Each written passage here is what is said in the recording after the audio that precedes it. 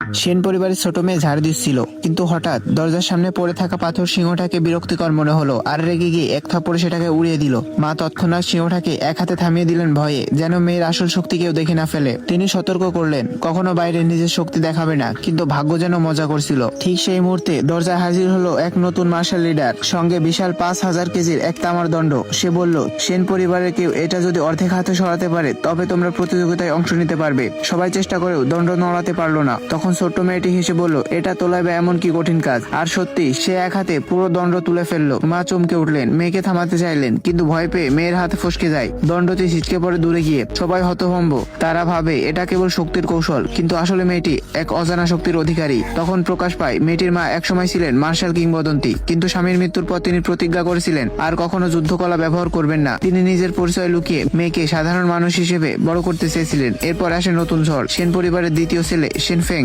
প্রতিযোগিতায় হেরে সেন পরিবারের যুদ্ধশালা বন্ধক রাখে। শত্রুরা এসে দাবি করে যুদ্ধশালা এখন তাদের। দাদা রেগে তাকে একটি থাপ্পড় দেন আর সেন পরিবার শুরু হয় এক নতুন যুদ্ধ।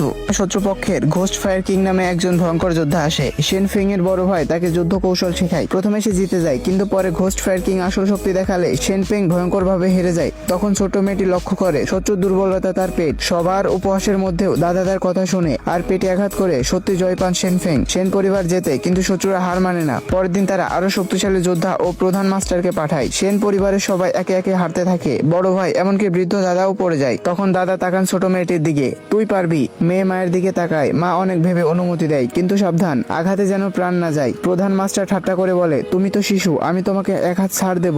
আমার এক আঘাত নিতে পারলে তুমি জিতে যাবে। মেয়েটি মুচকি হেসে বলে, তুমি আগে আমার এক ঘুষি সহ্য করো, তারপর কথা বলো। এরপর শুরু হয় সত্যিকারের লড়াই। সেন পরিবারের সম্মান, অস্তিত্ব আর তার নিজের নিয়তি সবই এখন তার হাতেই। ভিডিওটি ভালো লাগলে একটি কমেন্ট করো, আর চ্যানেলে নতুন হয়ে থাকলে চ্যানেলটি সাবস্ক্রাইব করে সঙ্গেই থাকো।